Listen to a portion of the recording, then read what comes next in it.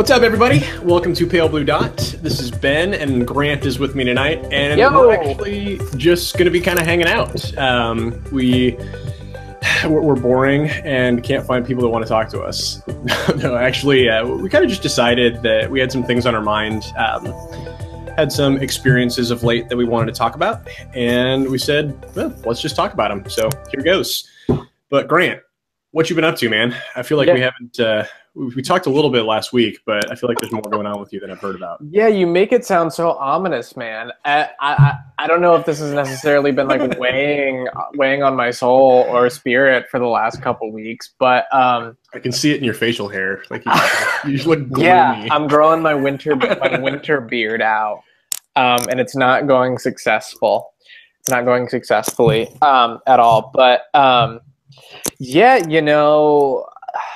So the last time you and I just had a conversation, just the two of us, we were processing the election a little bit, and I was pretty despondent and down.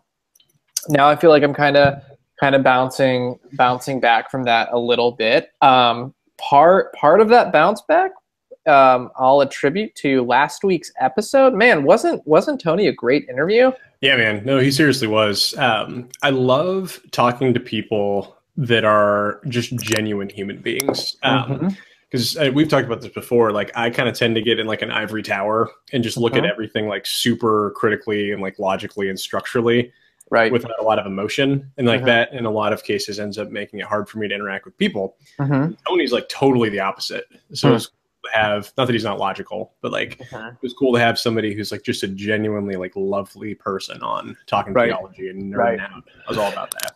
Right. If for anybody who is listening for the first time, we had my roommate, an overall just lovely human being, Tony Robledo, who is a minister in Chicago. We interviewed him last week, and just a lot of really good conversation about how to be, we wouldn't have called it this, but maybe how to be intelligently or critically religious in the 21st century, not for purposes of maintaining to a certain creed or dogma, but for purposes of helping people flourish. And so, like, with that, I've just been kind of rolling that over the last 10 days or so. Really kind of just asking and kind of doing some reading. Because oftentimes I feel that in a lot of the circles I run into, being a responsible and ethical and intelligent adult is contrary to being an adult who has like value in religion or spirituality, or like those two things kind of seem opposed. And this idea of flourishing, you either have to adopt the I'm going to be a well-read individual who adheres to science, or I'm going to be an ignoramus who is like a fundamentalist. And so I've actually kind of been working kind of in my own development, recognizing that though that binary might not be like super true or super accurate.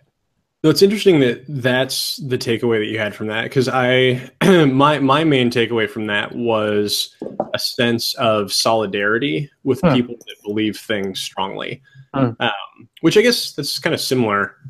But my challenge always is somebody who's very like skeptical and critical is listening to people that believe things that to me just seem like patently absurd, or like not even necessarily patently absurd, but like they just don't fit. Like I can see enough about them compared to reality that just doesn't jive.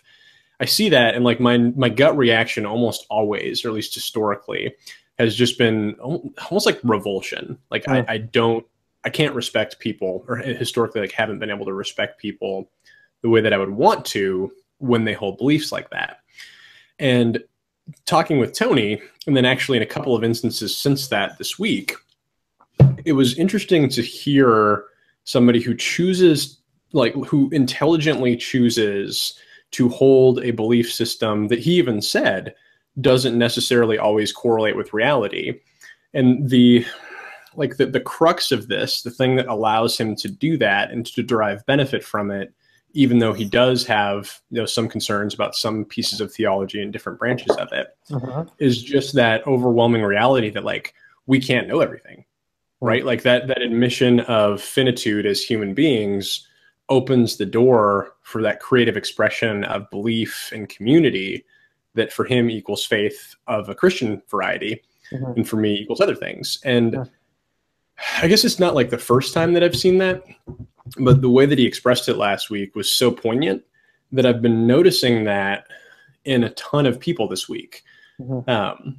Not even always like religion, but like you have a bunch of friends that are vegetarian, right? I feel like we've talked about this before. Yeah, I run in circles where there are lots of vegetarians, lots of not as many, but several vegans,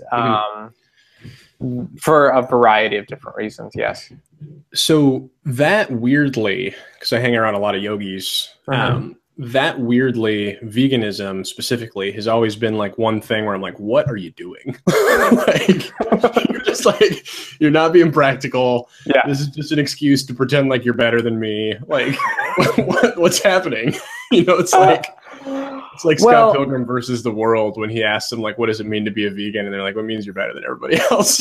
Well, you're right. And the meme culture that propagates veganism definitely doesn't help. The vegans I've run into, by and large, have been pretty decent human beings, but on the whole, and haven't made it like a table conversation topic. But no, I definitely hear what you're saying. That's like the stereotype that I just like assume, unfortunately. Oh, absolutely. And I think it's not a completely unfair stereotype.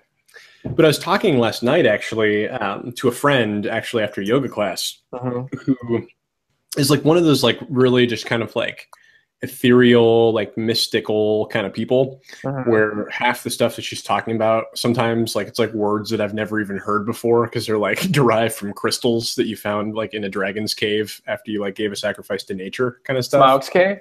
Yeah, basically. And she, I don't remember what we were talking about, but she was like, yeah, I'm a vegan. And she said something, my gut reaction, actually, because I had been thinking about that conversation with Tony, wasn't like the immediate judgment, like frustration I'd had before. It was more like, huh, that's actually interesting. What do you get from that? And her answer was so cool. I'm trying to remember the exact word. She said, I don't have a ton of reasons for it, but it just like jives with my soul. Like it just like meshes with who I am. And that's totally fine, right? Like that's what we were talking about. This just makes sense to me. It works with who and what I want to be. So let's do it. There's like an acceptance to that, because I've noticed that,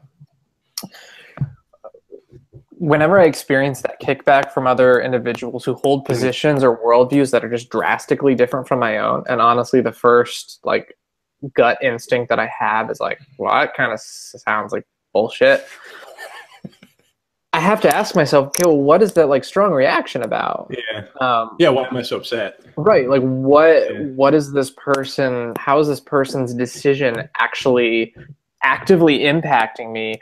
Or chances are it's probably not. And so then I have to ask myself, okay, well then what, like, why am I reacting this strong? Why do I have such a strong opinion about this person's, like, one aspect of this person's lifestyle that I just happen to disagree with? Yeah. I don't know if it's like evolutionary, like built-in tribal mentality. Like this person's different, so I got to protect my tribe. Like, why am I interpreting this person as a threat?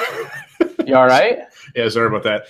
For those that see me bouncing, I'm currently sitting on a like inflatable exercise ball chair, and it almost just toppled over. So sorry about that. Yeah. But do you, like, getting back to that, is there anything that like you've noticed consistently about yourself or like how you're looking at people that you think fits, like answers that question? Like, why do I get so upset about this? Or is it like situational? I don't think it's it might be a little situational. I don't really think it is though. I think the answer is always, or is very, very consistently going to be, I'm going to have the mirror reflected back on me, because honestly, it's probably saying something about my own, I don't even know what I would call it, but the question is, this is another person who's hearing the exact same thing being impacted in the same way? No. So what is it about what I'm experiencing when I hear like this disparate or different point of view that causes like this visceral reaction? And I think it's probably going to be on a continuum. Yeah. I have some criteria for, you know, differing opinions that are acceptable. The criteria are going to be along the lines of like, don't be a jerk, don't be a bigot, don't harm somebody or do violence, like don't be misogynist. Like some pretty basic criteria that I think would be acceptable by most people in the 21st century.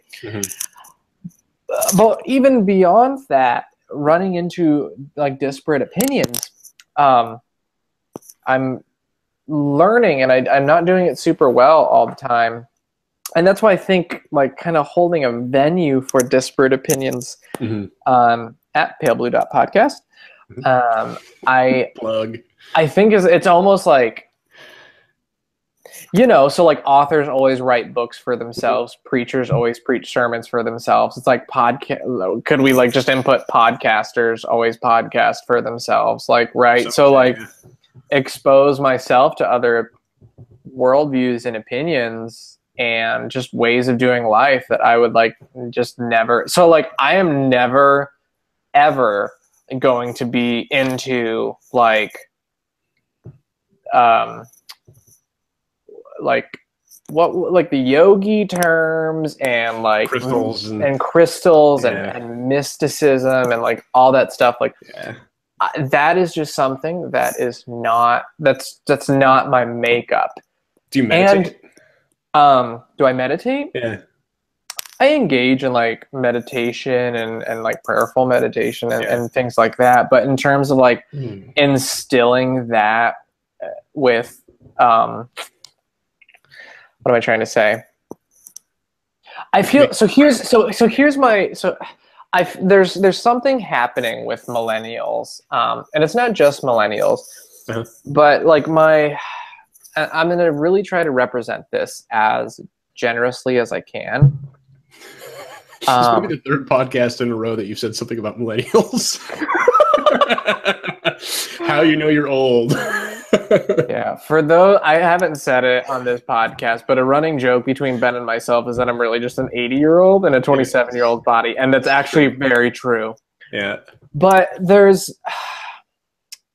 I always have questions, and I think this might be where some of the kickback that I experience comes from.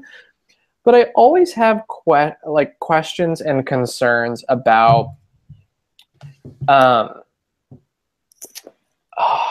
like whenever like a movement and the focus of a movement is just about the individual and the individual's self-aggrandizement or the person and the person alone, as if they are disconnected from a greater society.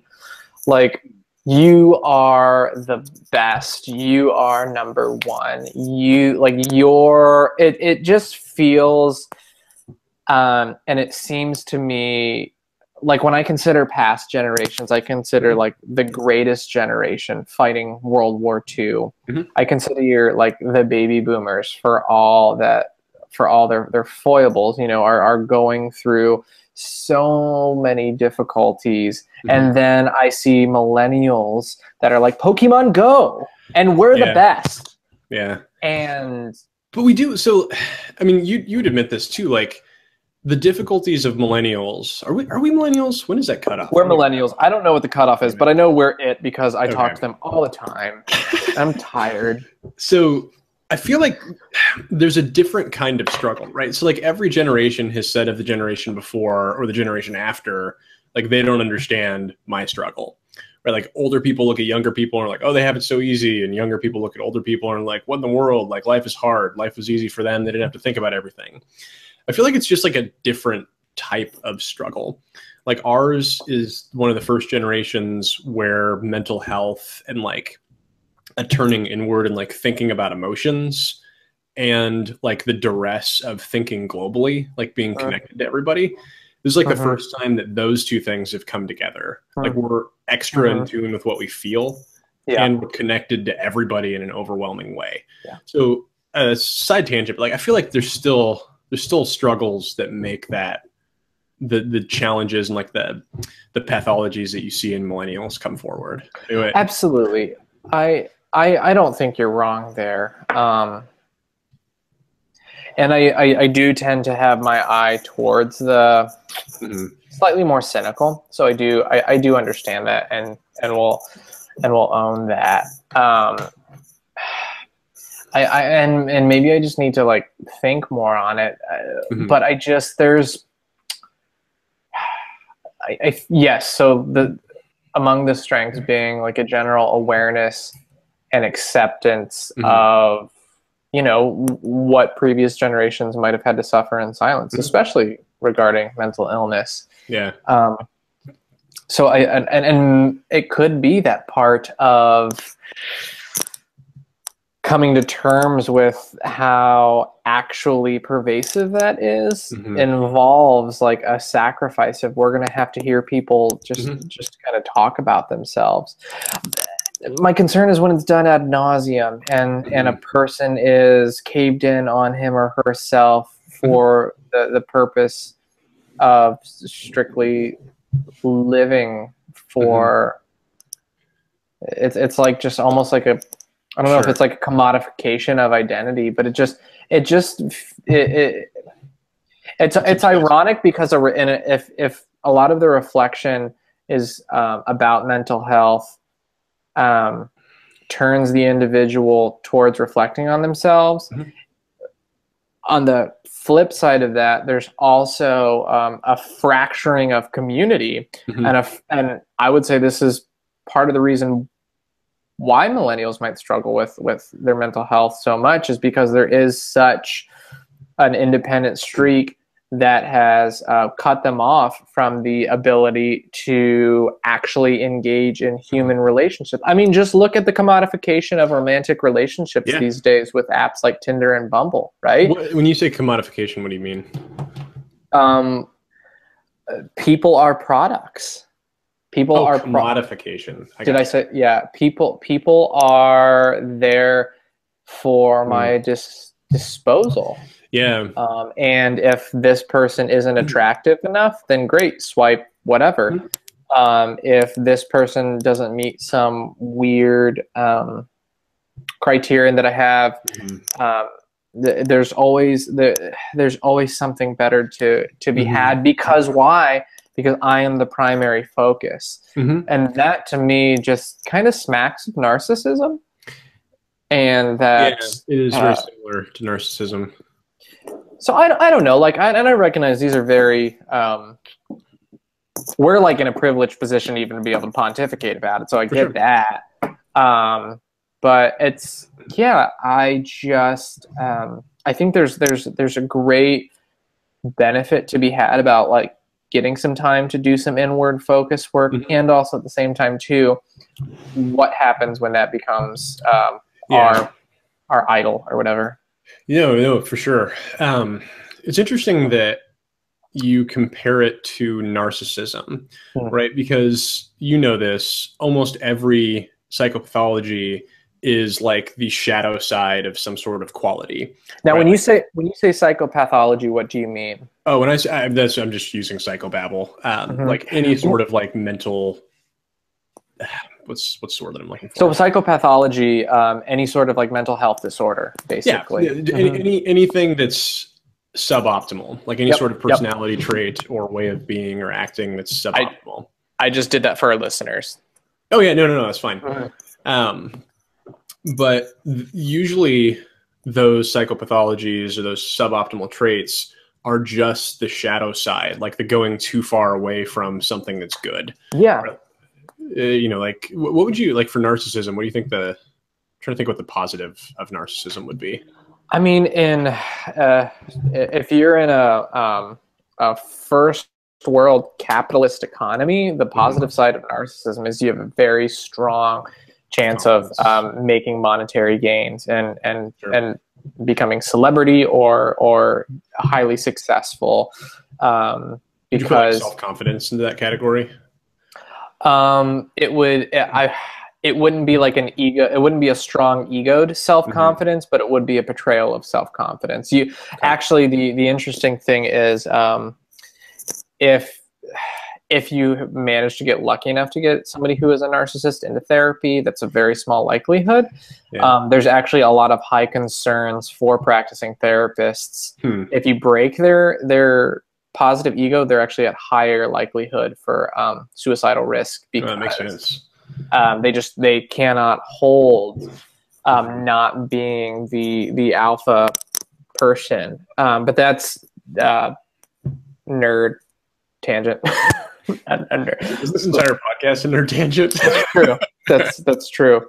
So I forget, what was your question? Oh, so I was going somewhere with that, but I was asking what you would say the positive the positive personality trait that narcissism is the shadow side of would be.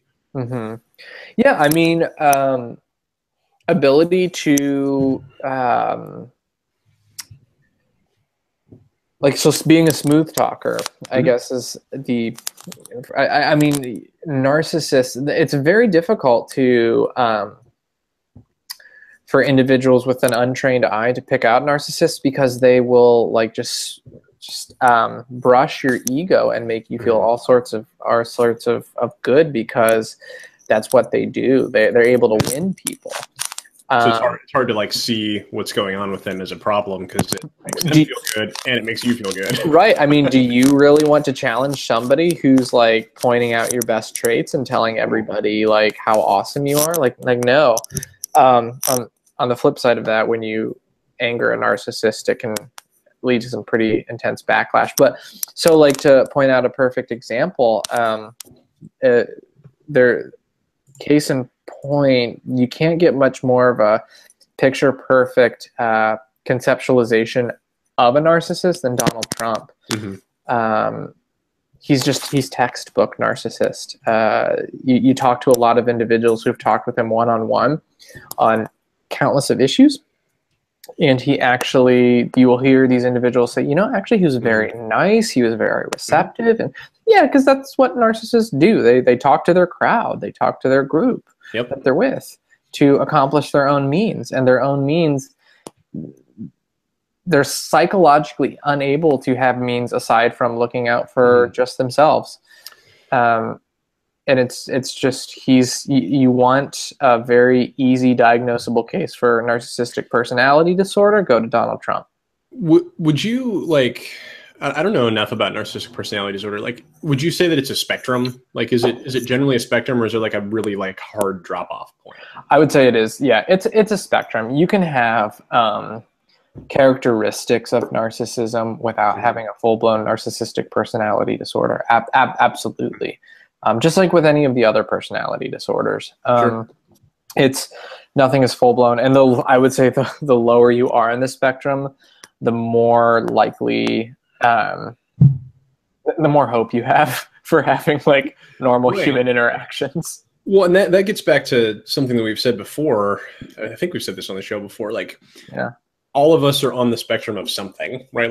We're all either manifesting a mental illness or on our way to it. Multiple directions. And to your point from a second ago about millennials or people who think in line with the way that a lot of millennials think, it seems like narcissism, when in reality, some of it might be narcissism, some of it might be characteristics trending towards narcissism.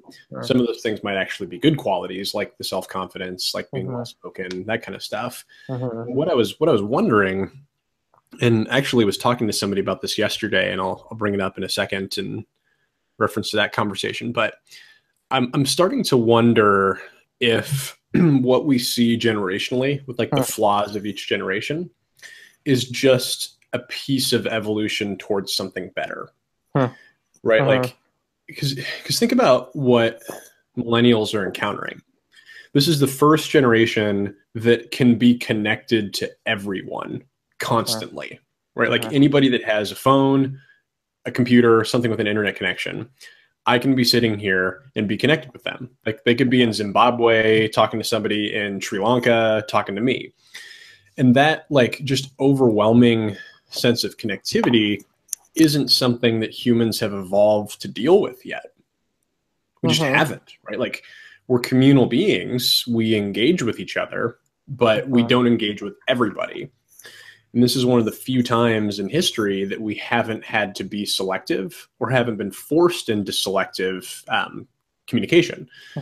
And it seems like that turning inward, like that focusing in on itself, is an understandable reaction to that, right? Because you have to protect yourself. You have to like keep your wits in order because you have this overwhelming chaos of connection coming in. And it to me, it seems like what will happen is we're getting connected, we're getting used to this world, we're turning inward to learn about ourselves in connection to and in contrast with this world we're connecting with. Yeah.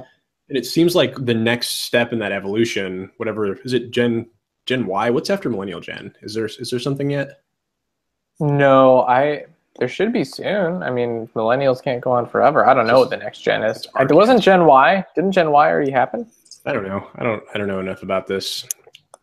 But I would be willing to bet the next generation will have those same, like, the introspective qualities. Like, you'll see the positive side of that, but a much more adept means of, like, engaging with this mass of people and information. And I like thinking about the world like that because it makes things less depressing, right? Like, definitely, that's definitely an optimistic perspective. Yeah, we're progressing towards better things. I could be wrong, but I was thinking about that the other day. What is your sense? What is your sense around like what gets us to that place? Is it just like when millennials become grandparents, their children, because of whatever kind of ethos is in the air at the time, culturally and politically and religiously or whatever, and just like, you know, how we're telling our parents like, hey, you know, like we should have been less bigoted. It's just kind of like what is your sense about how that's accomplished? I think it's a couple things. Think about it like the study of history, right? If you go to a school in the US, and I don't know how this works in other countries, other than probably better it does here. Definitely better. Definitely better. But if you study, like if you're in school and you study history, you're doing that literally to satisfy that adage, right? Like those who don't study history are doomed, or who don't learn from history are doomed to repeat it. Right. And there's something about adding to the composite of knowledge and experiences that humans have had as a whole that gives the next generation the chance to step back and say, okay, what worked with my parents and my grandparents and what didn't? And whether it's intentional or not, you have that process of assimilating knowledge. So I think that's one thing. It's just the study of what went before. Then I also, I don't know how this works, but I also think that there's some sort of biologically triggered cognitive development that happens, meaning your parents' neurology is changed by their environment over time. And that, I think, if I understand it correctly, is passed on in some way, shape, or form through the DNA that's selected for. So I think it's that. I think it's just the observation. I don't know. What do you think? Well, I think I'll put a word to what I sense you're getting at. There's something called, and this is about to be a huge, like, nerd word alert, the epigenetic principle. Yep. I don't know if you've ever heard of that before. I have, but define it because I'm foggy on it. And so I'll try to define it. This is like 4 years ago in grad school, trying to define it. But basically, doing away with the nature versus nurture binary and saying yes to both. That nature impacts nurture. Yep. Nurture in response actually impacts genes, which is something that until I heard, I didn't actually realize that your environment could impact the genetic heritage that you've been given, and vice versa. And so it's just the epigenetic principle is, as I understood it, and I'm probably going to get this really wrong. So if there are other like colleagues who are like, man, you got that wrong, email me, tell me why I'm wrong, and then we'll have you on the podcast.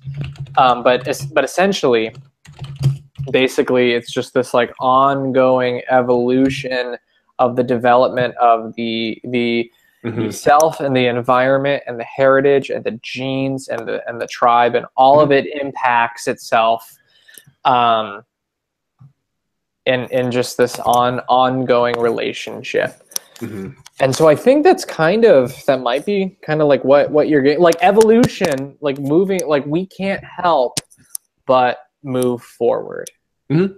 Yeah, and I think what's interesting with that is some of it's by choice, right? Like you talk about the nature nurture.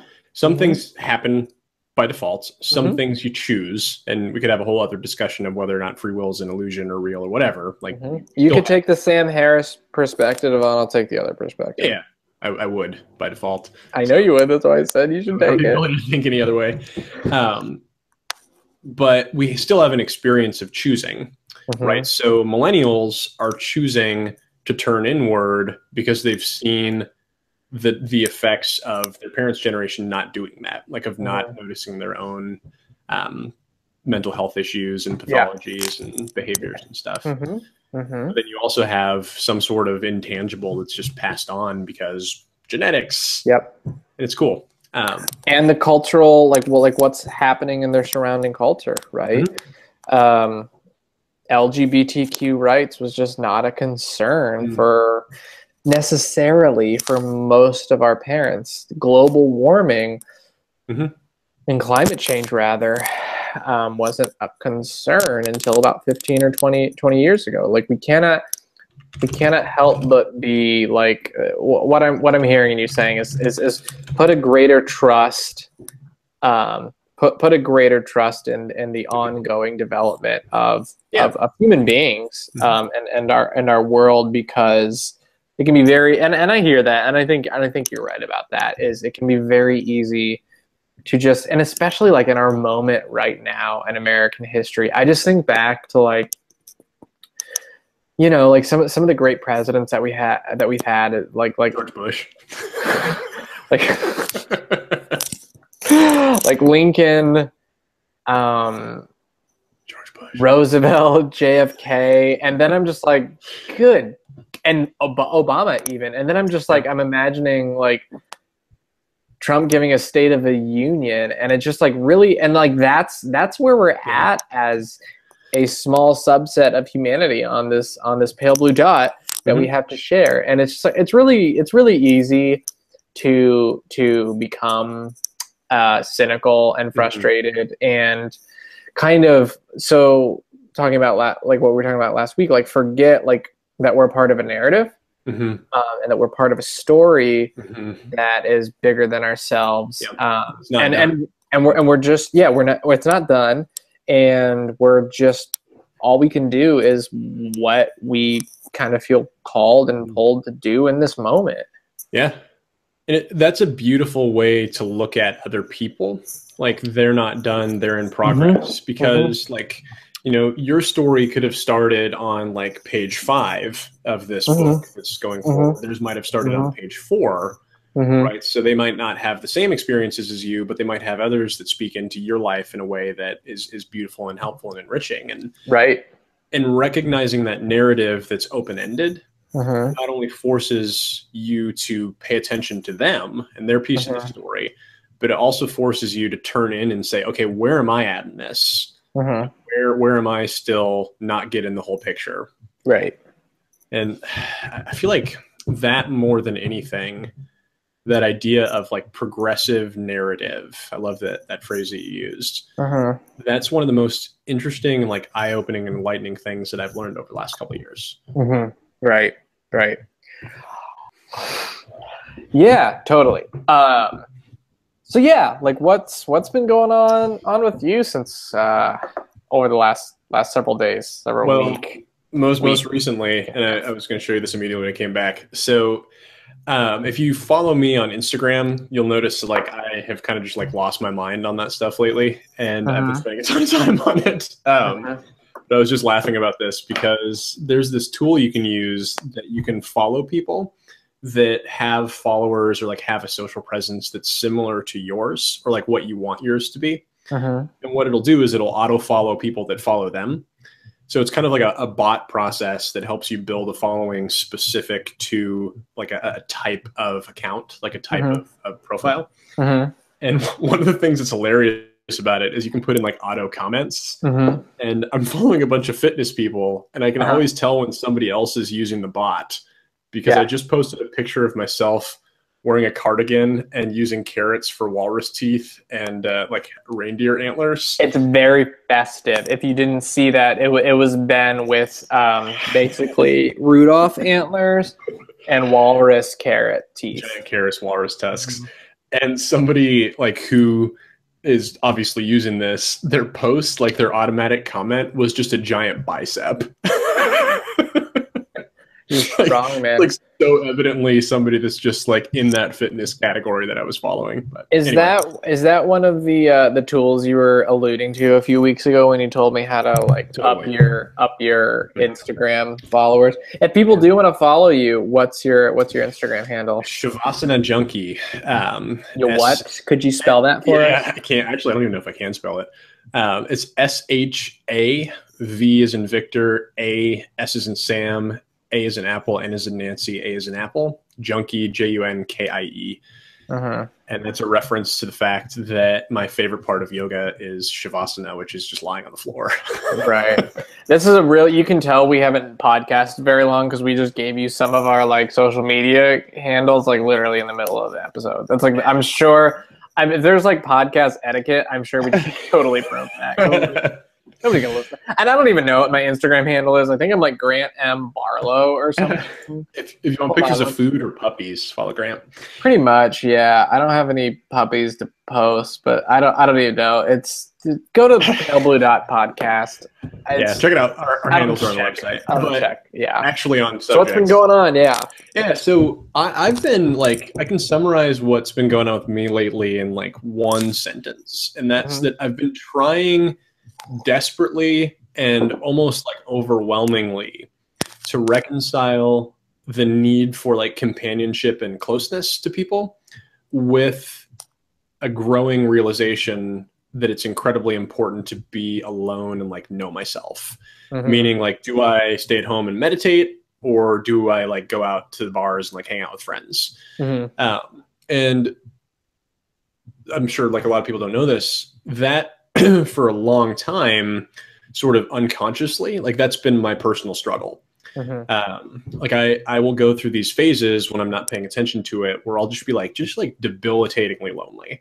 I'm like, why do I not have any friends? Why does no one ask me to hang out? And usually what the cause of that is that I've turned super inward and that I've just been thinking about myself and doing my own thing and not actively engaging other people.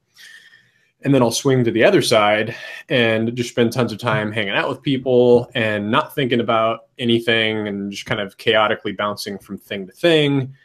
And then I'll do things like end up in relationships for 2 years that, you know, are not healthy for the people involved. And I've been noticing that pattern over the last year or so, and really over the last probably 3 weeks have been trying to really intentionally start building forward to the point where like I notice those swings in either direction and kind of establish like a more moderate baseline so that I don't do that. Because it really is like the word I use, chaos, right? Like it's just overwhelming to not have a way of being that's consistent or that's like consistently rewarding. You know what I mean? Right. So some of the stuff I've been doing, I'm in kind of like the default, I want to be around people and like spend time pouring into people phase. So I've actually been spending a lot of time lately learning how to meditate. And when I say meditation, for those that might be listening to this that aren't super invested or like understand a lot about meditation, actually, let me do this. Grant, when you think of meditation, what do you think of? When I think of meditation,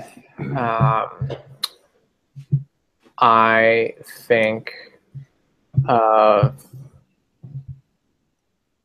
what's that one Adam Sandler movie where he meditates? Is there a movie with Adam Sandler that he meditates, or am I making that up? I don't know. I'm sure he was probably like trying to impress some girl that was 30. No, isn't it The Grinch? Jim Carrey's The Grinch, where they're doing like yoga and he screams. Yeah. Is that you know what I'm talking about? Where it's just like breathe in and he just yells out like a banshee cry. Yeah, I do remember that. Yeah, that's what I think of when I think of meditation. That's interesting. I can't tell. Were you wanting a serious? Well, no, that's reflection, good. Or were you wanting a comedic response? Hey, no, that's perfect, because you got the latter.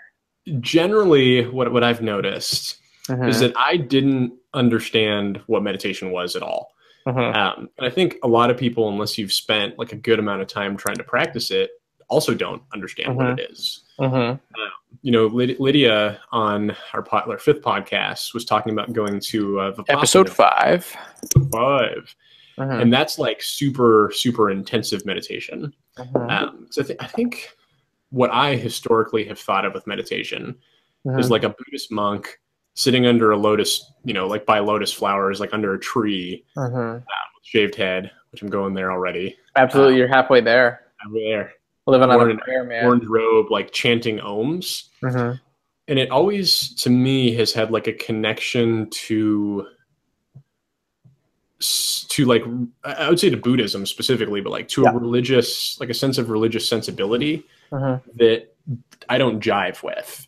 Kind of like what you were saying earlier, right? Like, you don't think that you'll ever be fully in line with like the yogic lifestyle and like Ayurvedic eating and crystals and like all that kind of stuff. And I'm very similar to that. So the way that like I kind of broke through that, Sam Harris, because I mentioned him on every podcast ever, wrote an awesome book a couple of years ago called Waking Up. And the idea behind it is, and I think I've mentioned this before too, it's that we can experience spirituality without religion, essentially, like from like a fully secular standpoint. We can experience that connection to the other and something beyond. And a big chunk of transcendent. The transcendent. And a big part of that book ends up being a treatise on meditation. And what I've kind of come to learn is that actually, contra to what you were saying earlier, that meditative practices or a self-focus that you're concerned about in millennials, like things that you don't align with, meditation is actually precisely the opposite. It's structured so that you can let go of the illusion of yourself. Yeah, absolutely. And a lot of what it ends up focusing on are biological processes. You use them as markers. So a lot of meditation will focus on like watching your breath and paying attention to it for like long periods of time. Right. And what ends up happening when you get to like the 10, 15, 20-minute mark of just counting your breaths, like thinking of nothing other than your breathing, right, is you start to not have thoughts. Like you start to not have things going on in your brain that are just running around like crazy. And what that ultimate goal of that is just dissolve the idea that there is a you inside that's interacting positively or negatively with the world around, and to realize that all there is just experience, right? Like it's not, hey, my car got wrecked and my life is over and I'm going to be miserable. It's just, I'm a being engaging with other beings. Something happened, neither good nor bad. And now we move forward.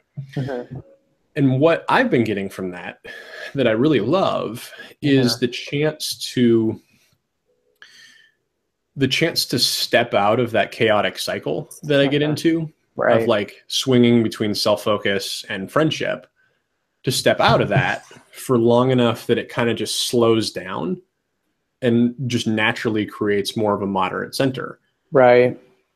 And I know, Grant, you and I were talking the other day, and I was saying that like it's been tough for me lately to lean into that as heavily as I know that I need to, because I'm kind of in a social phase right now where I feel pulled outward. Right. But I really think, because I did some thinking on this after we talked about it, Uh-huh. I really think that like that focus right now, that focus of creating just some level of mental discipline is probably my foremost priority. Huh. Because honestly, like apart from doing this podcast, which is something that I'm passionate about and been thinking about for a long time, like I'm honestly like kind of frustrated with the level of like apathy and lack of drive and initiative that I've allowed to like creep into my world.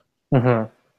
So I think like in summary, I've just been spending a lot of time trying to build systems, Uh-huh. whether it's meditation or whether it's actually following a schedule or whatever, that start putting me on the path that I want to be on.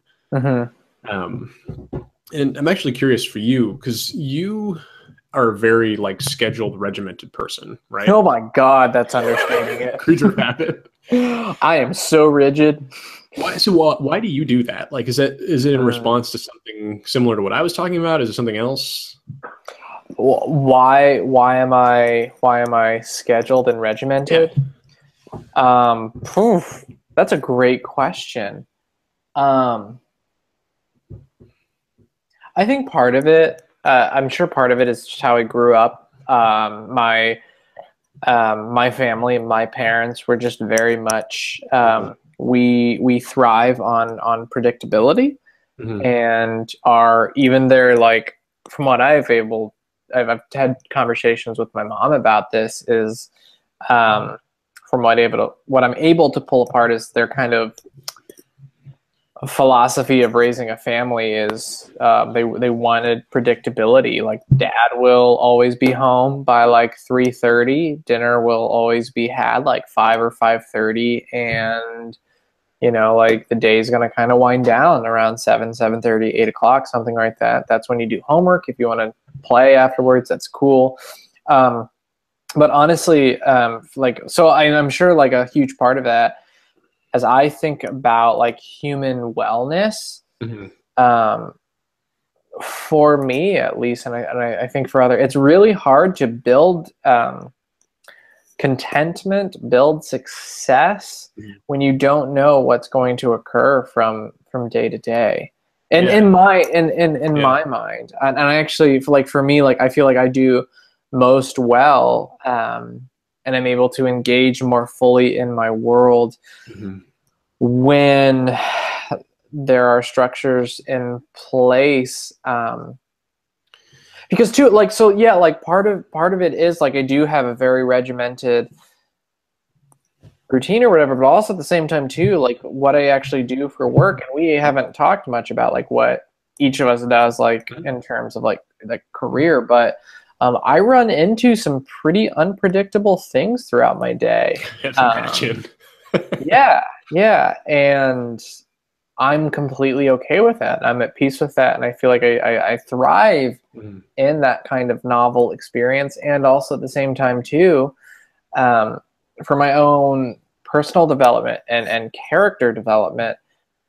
Like I think we might have said this earlier, or maybe it's in a previous podcast, but we're all like moving towards something, and I feel like it's very difficult to grow if you don't have like a pot where you can grow where your roots can grow deep in, and it's very hard to do that if you're changing pots, every few weeks or something like that. So your pot is having a structure and a schedule that you hold to.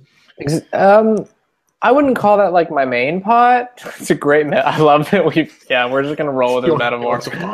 But I would, and I'm not like I'm probably mildly obsessional. Well, so that's actually what I was getting at. Because like I wonder, do you think that there's like a weakness in yourself, like apart from knowing it's a good idea to do that? Do you think there's like a weakness in yourself that you're protecting yourself from by having structures? What are we in, like a counseling session now or something? Because like that, because that's definitely like 100% what I'm doing. No, I'm joking. I mean, I'm sure probably. Part of me just, I'd kind of reframe it to be just kind of preference from development and probably some other like a lot of factors. I don't necessarily see it as like a deficit though. I've just kind of owned it as being like, this is who I am, and I don't really have much desire to change it, and it works. And so so like when you and I there you go, it works. Right, exactly, it works. And so when you and I talk about like people who just like go out like 5 or 6 nights out of the week, like that sounds freaking exhausting. Like, it is 15 degrees in Chicago right now. Yeah. I don't know why the hell anybody wants to go out in that right now. Like, it is Friday at 8:40. Like, you know what? If I'm in bed in 2 hours and falling asleep and waking up at like 5 or 6 tomorrow morning, like, that is A-okay with me. It's part, but let me maybe move into part of the reason too. We've talked a little bit about this, but actually, part of the reason that I structure my days the way I do is to create space for reflection and meditation, and oftentimes reading early in the morning, because I feel like in those quieter parts of the day, we're actually given greater opportunity to reflect on who we are and who I am.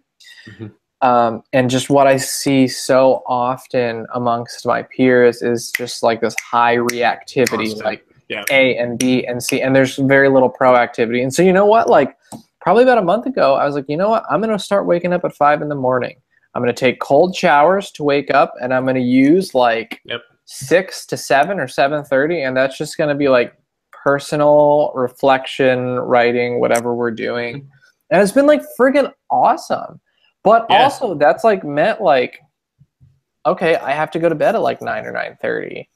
And honestly, it's, what's that? So get to go to bed. I get to go to bed at night. Right. And it's like, honestly, that has been like so grounding.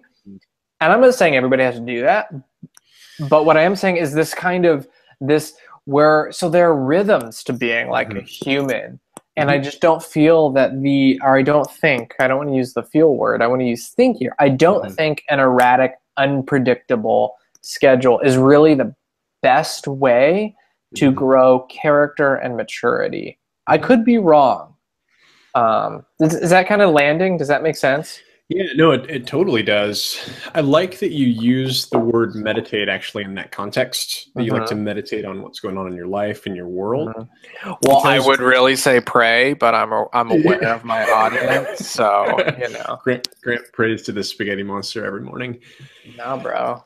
No. But that use of meditation, the ground of being. That's a Paul Tillich reference. You pray to the ground of being.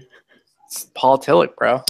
I would have an aneurysm just trying to figure out what I was doing if I was praying to the ground of being. Well, some people don't believe you can pray to the ground of being, but that's another episode. Keep going. No, but like, so that use of meditate, because I don't think I fully defined it. I just talked about sitting. Sure. All meditation is noticing. It's just taking the time to notice what's happening in your body, to notice what's happening in your life, to notice what's coming up in the world ahead of you and behind you. And that practice, objectively, like there's no subjectivity to this. There's something about being a human that causes us to benefit from doing that. Whether it's what Grant was talking about, like getting up in the morning and studying or reading or journaling or whatever, or what I'm talking about, which is, sitting on my floor in lotus for, an hour and a half at a time and just listening to my breath. Like, whatever it is, I would absolutely encourage, like, anybody that's listening to this, find some way to build time into your life to notice what's happening to you. Yeah. And guard it. right? I Like think guard that's, it. Yeah, go ahead. Sorry. No, I didn't mean to interrupt you. Keep going. Nope, you go ahead. No, I think you're really hitting, yeah.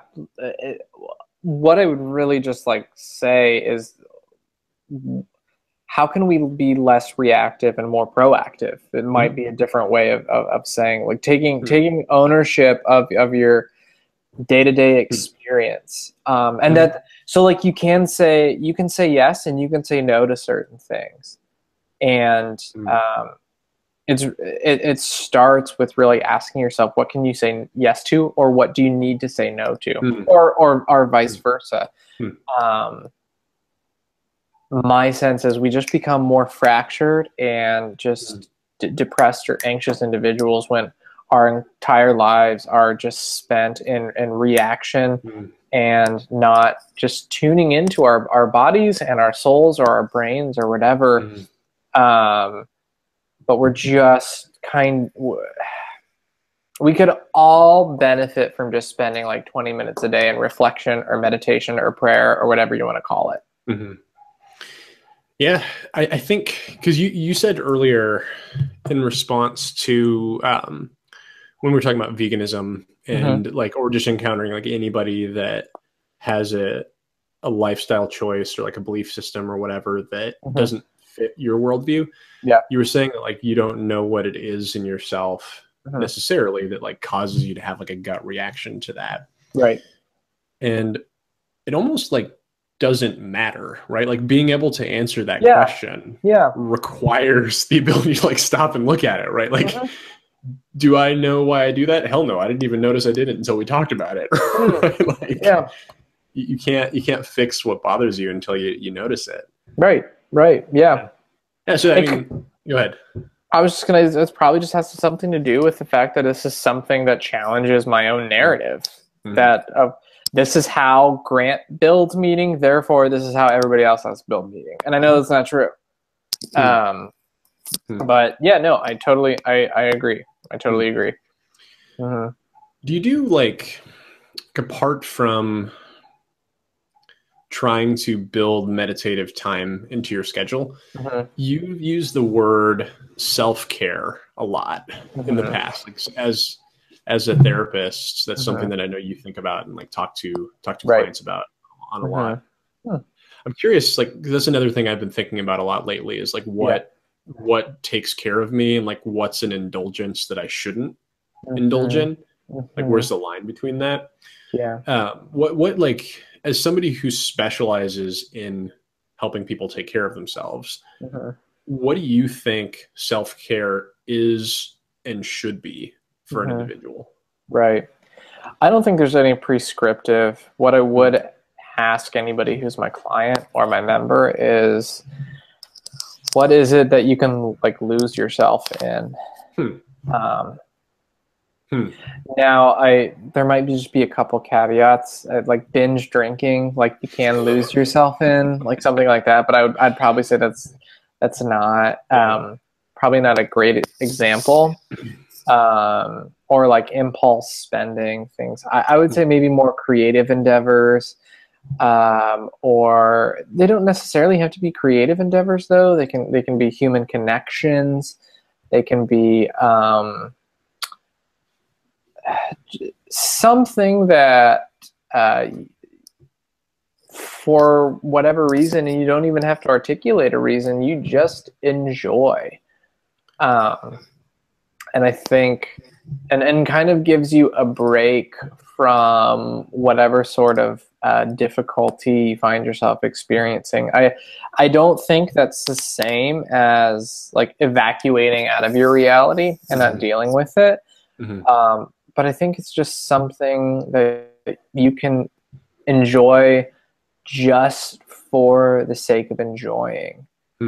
And it doesn't have to have, and this is actually what I would challenge. I used to work in a context where I would see a lot of very, very like dogmatic, religiously conservative clients. And it was really interesting to me how the category of enjoying just for enjoyment's sake just was not operative at all. And so there would be times where like I would use interventions that would challenge these people to, I want you just to find something to enjoy, and I don't want it to have anything to do with your religion or your spirituality or anything like that, but you enjoy it just for the fact that you enjoy it. If it's playing a video game, if it's playing tennis, if it's whatever it is, just enjoying it for the sake that you freaking like it. Do that. And it's just like, it's so interesting. Like, for whatever reason, that was just like breakthrough moment for so many people. Like, holy crap, like I have an opportunity to do something I enjoy just because I enjoy it, and that can actually be a good and refreshing thing. It's weird that there's a strange like guilt shadow side to that self-care, though. What's up with that? I have no idea, man. Like, because I guess I understand it like in the Christian context. Yeah, totally. It doesn't have to say Christian, like let's just say religious context. This context I'm talking about was a Christian context. Okay. So in that context specifically, I think it makes sense because there's the spiritual discipline, if you want to call it that, of like abstinence, not abstinence specifically like as relates to sex, but just like withholding things that you want from yourself. Yeah. And that, similar to what I was talking about a second ago, that denial of like your impulses helps build strength of character in the sense that you can have stronger control over your paths. Like you get your brain somewhat under control and like at least understand your impulses. And in a Christian context, that makes sense not only because like it's preached as a discipline, but because it's being used to create that paradigm of like brokenness or inadequacy, to which the answer is the God character through Jesus, all that kind of stuff. Right. So it adds to the narrative. But outside of that, I don't know. Like, I don't know what it is that says, hey, I enjoy playing video games, and stopping to play video games is self-care. But I also would play video games for 9 hours if I was left unattended, and that would bring guilt about. Like, so I don't know. Like, do you think that guilt is just a response to the tendency to overindulge? I think, well, and I think that's, I think there's the very real risk of overindulging, and that's where to kind of bring it back to what we were talking about before, is having ourselves at the center. I don't place a lot of confidence in that narrative. I really don't. In the narrative, tell me the narrative again. That we are the focus of the universe. We, like me individually. That Grant, like if I were saying it, like Grant is like my sole purpose is the focus of the universe. And I realize, like, going back to last week's conversation, like what you would say is everything we're doing towards is geared towards our own survival, and I get that, and I agree.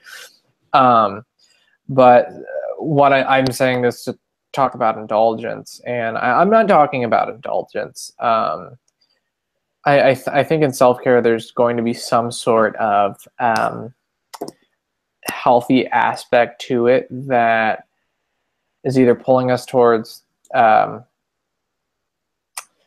truer understanding of identity, a deeper involvement in community, a greater groundedness in our world around us. And this is coming from somebody who really does just love to play like 2 hours of video games every now. I mean, I have your old Xbox, right? Which is broken, by the way. Well, it's broken. What happened to it? Well, it's not broken. I just think we have a bad internet connection in my room. You put orange juice on it. But no, I don't think it's not. So there's obviously like a continuum of indulgence. And I think each person maybe has to reflect upon like what that is for them. So like what you're talking about too, like the bright side and the shadow side of something, right? And that's definitely there. And because it's there, I'm hesitant to give like a prescription. Well, let me ask you this then, because I think this is probably more helpful. Like, as a therapist, or just as a person, I guess, however you want to answer this, what do you think the barometer of am I striking that balance is? A balance of what? Like different, like self-care versus indulgence, you mean? Yeah, self-care versus indulgence. Like what's the barometer? Or I guess, or any shadow side, like negative side, positive side thing, but specific to that. I don't know. I don't know if I could say definitively. Yeah, part of me wants to go towards it's probably a case by case basis. If there is an individual who experiences guilt about, right, like, so like 9 hours of video games, or what started as like a glass of wine at the bar ended up being in the bed of a complete stranger, or what, I don't know. There are other things going on there that I'd be really, really curious about. I think the barometer might have to do with, yeah, like what I said, like what is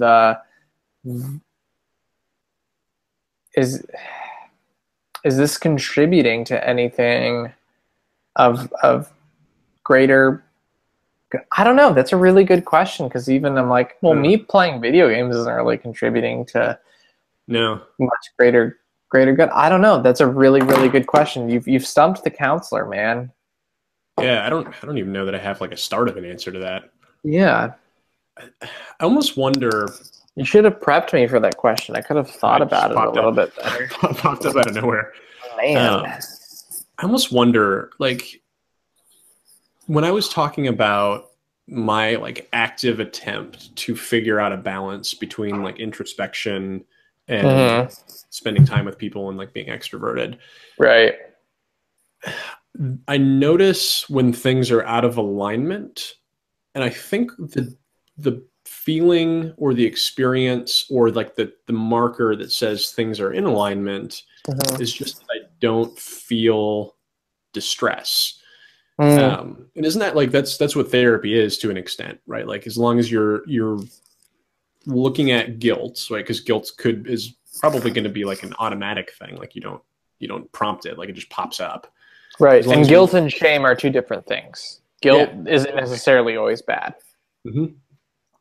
But I think as long as like I'm taking the time, or anybody is taking the time to think about the state that they're in, if you don't notice distress, like if you don't notice yourself feeling like an absence of something, and that's really intangible because it's just a feeling.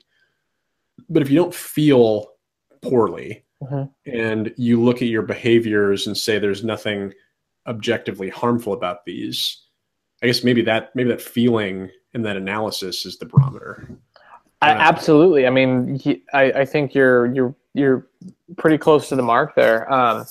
One of the measures we have for so in assessing for like severe mental illness, somebody could have some pretty bizarre beliefs that could be a number of could come from a number of different places, could come from some form of psychosis, could come from cultural things, whatever.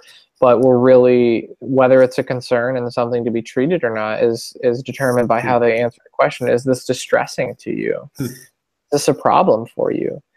And if the honest answer is no, then the psychiatrist, the psychologist, the counselor says, oh, okay, then we treat this as benign, or we use it potentially as a strength. So no, you answered the question clearly much better than I did. It's very much, as long as it's not doing active harm, then maybe this is something, and then there's no shame associated with it, and it does have some meaningful value for you, whether it's whatever degree that is or strength that is, whatever. But the key is noticing, right? Like what we were talking about. I think the key is noticing. Maybe I feel like we're developing even a new episode now, because there's just something. We can put it to bed. No, not put it to. I don't want to put it to bed. I want to explore this more in the future. But why am I having this reaction to like a treat yourself culture, you know? And because this kind of actually goes back. Well, here is right. So here's my concern, and it kind of plays into what you were saying earlier with meditation. Mm-hmm. And I totally I agree with the importance of breath work Mm-hmm. and tuning into what your brain and body is saying, and understanding that really what we are is just a confluence of experience, Mm-hmm. which sounds a lot like Whitehead. And I'll add a caveat to that: a collective experience, right? And so that loss of self brings towards the collective thriving we were talking about in the last episode. But anyway, the question I have for that is, what is the importance of breath work for an individual who doesn't have a home? What is the importance of this kind of reflection for an individual who doesn't know where their next meal is going to come from? And I say that only because to turn to what we were saying at the beginning, my concern about this turn towards the self, of which I'm complicit in, is it doesn't open up other questions. Like, it by itself, the narrative doesn't expose us to other questions, because we are we could potentially be in a position of privilege where we don't have to deal with those other sets of categories that other individuals have to live with. So that's my one, I guess, critique or concern, or just what I'm very aware of as we talk about this. Does that make sense? Oh no, it does. Let's actually make that a discussion in the future, because I have some thoughts that I want to just blurt out in response, but I want to think about them a little bit more, because that is an important question, right? Like, where is somebody on this hierarchy of needs that we talk about, and what do they need to move forward, and what is helpful and what's not helpful for that? Like, what's objectively helpful and what's subjectively helpful? Right. Yeah. So I definitely think that we're building a new episode for sure, so we can just kind of have that in the docket. So I want to try something new. You ready for this? Something new. You, Grant, a lot of times will share a book you're reading, or something that you read online that was really interesting to you. It's kind of stewing in your craw. Yeah.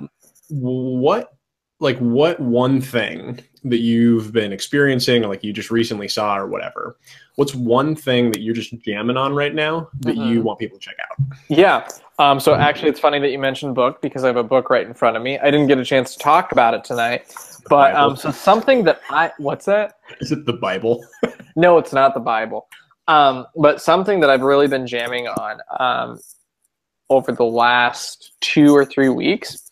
It's actually a book. I'm going to put it up, so if you're watching the YouTube feed, you can see it. But if not, it's called Flourishing, by a theologian by the name of Miroslav Volf. And the full title is Flourishing: Why We Need Religion in a Globalized Society.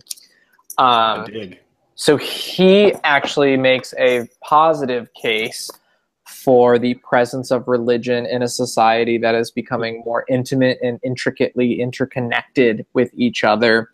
Lots of really fascinating arguments about how religion was actually the first proponent of globalization. The sparring and pairing that that religion and the markets can have. You can either work them against each other, or they can partner together, because both of those forces are very prevalent in the work of globalization. And it's just an intelligent Christian, an intelligent religious perspective on something that I think inevitably impacts all of us. And so I've definitely been jiving on that really hard over the last few weeks. We'll link to it, the Amazon page for it in the video and on the webpage. What about you? What have you been jiving on? I'm gonna read that, actually, because I'm really interested in that. So I'll try and pick that up this week. This is kind of ridiculous, but I've been jiving on, I was telling you this earlier, OK Go, the band's YouTube channel. I've been really interested in personal creativity and what adding like your own creative abilities, like your unique creative abilities to the world looks like and means. Yeah. And I had a really good conversation with somebody the other day about their concern that the world was kind of just like driving off a cliff because Trump had got elected. Yeah. And feeling like all the progress that we've made, like we've taken a step back from. And almost in tandem to that conversation, the two of us actually got immersed in watching a ton of OK Go videos. And if you haven't seen any of their stuff, like going back to like 2000, where they did like the crazy treadmill thing where they're dancing on the treadmills, and they do like a Rube Goldberg maze, like chain reaction thing that's just absolutely insane. Yeah. And actually their most recent video, and this is the rabbit hole that I went down that I just kind of got obsessed with. This is the one that I think everybody should check out. And that's their video, The One Moment.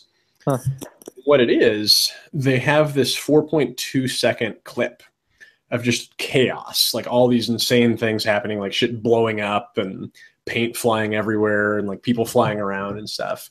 And then they slow it down dramatically. So it's a slow motion version of what was happening in that 4.2 second thing. To the point where it's completely in tandem with the song. So like you're hitting like a bass drum and like if something will explode to the bass drum, even down to the point where like a guy is flipping a book, like a picture book that has a dude's face on it, that as it's flipping, like one of those stick figure moving things, the dude is singing the song lyrics like in tandem with the beat. And it's real. Like none of it was created, like none of it's artificially added on afterwards. They did all these things in 4.2 seconds that culminates in an almost 4-minute song, perfectly in tandem with the music and in line with like the lyrical content of the song. It's beautiful for two reasons. And the first is like, there is so much crazy stuff being created in the world. Yeah. Like, how can you even think on that scale, right? Like, I'm going to flip a book perfectly so that someone's face is singing in line with the music when I slow it down. Yeah. Or like, you know, I can't think on that scale. And like the fact that there are people who create things like this, whether it's that obviously amazing, or whether it's like as simple as the dude who's working on my car and does a great job changing the oil, those abilities poured into the world for no other reason other than like the joy of creating something and sharing it.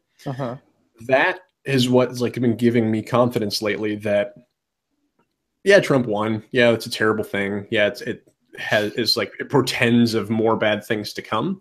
But there's so much beauty in the world that's created on a regular basis that you can just go find on YouTube, right? That shows that I think like as a whole, humanity's trending towards something really good. So check those out. The OK Go videos, they're amazing. I'm in love with them. I'm obsessive and I can't stop watching them. You heard it here first, everybody. OK Go. I mean, there's only like 5 million views right now, so obviously they heard it here first. I'm gonna try another new thing. You ready for this, Grant? What's your new thing? Yeah. What one thing over this next week are you going to work on in your life? It's going to be a focus. What one thing am I going to work on? In the spirit of the season, for those who know me very well, it's not a surprise to hear me say that Christmas is my favorite time of the year. Candy Cane Grant. Oh my gosh, I love Christmas. I'm looking at a 10-foot Douglas fir that's just hanging out in the middle of my living room right now. That annual picture of you with the candy cane as a kid is one of my favorite things. Yeah, I've kind of made that like a thing where I'm just like kind of shoving the candy cane in my mouth. Yeah. And in that spirit, just working towards in whatever context I find myself with other individuals that I disagree with, practicing just like greater generosity and just talking less and listening and engaging more. And that's something that goes beyond this week. It's something I've become much more aware of over the last several months that I just don't do very well. What about for yourself? Well, I was going to say that, so I'm going to pick something different. Boom! I win. I got there first. Yeah, I think the thing that I'm going to really focus hard on this week is being disciplined in building the things into my life that I want my life to be about. So I like, you know this about me, Grant. Like, I love creating things. I love being entrepreneurial. I love taking ideas and working on them. And I haven't been doing that. And like, I've been noticing like a real absence in my life because of that. And I also love thinking and like taking time to sit and think. And I haven't been good enough about that. So specifically what I'm going to do, like applicationally, I'm going to, because I set this intention last week and didn't hit it, but I'm going to spend at least a half an hour a day meditating. So first thing when I wake up in the morning, like obviously I'd have to go to the bathroom first, but I'm gonna jump in like before I start working on work, before I make food, whatever, just to set that intention. And then I'm also going to do it at the end of the day, right before I go to bed, just so I can kind of create that space on a regular basis. And I'm gonna do it every day. Yep. Boom. And that by proxy will make me nicer to people and more generous towards them. So boom. Make you less reactive during the day because you're seizing ownership of your day first thing. And that's what like everybody from like, I feel like spiritual gurus all the way to uber successful CEOs will be like, you take ownership of your morning, like your entire day, and by proxy, eventually your entire life's going to shift. Yeah, totally, man. Well, to everybody that listened today, thanks for sticking with us through our random ramblings. We love you guys. Grant, you're awesome, buddy. Appreciate you jumping on with me because I know you were busy tonight too. And yeah, especially because of how busy I know everybody is, I appreciate you being willing to like give the time to participate in what we're doing. We love you for that. Oh yeah. And still, let us know. We haven't gotten any emails or Facebook notes yet saying people want to be on. We want you on. We really do. Whether or not you think you have a cool story, I guarantee you do, and then it'll be helpful to somebody. So. Absolutely. Or if you have like advice on how to grow podcasts and things like that, we want to listen to you too. Because we don't know what we're doing. Cool. Until next time, peace and love, everybody. Bye.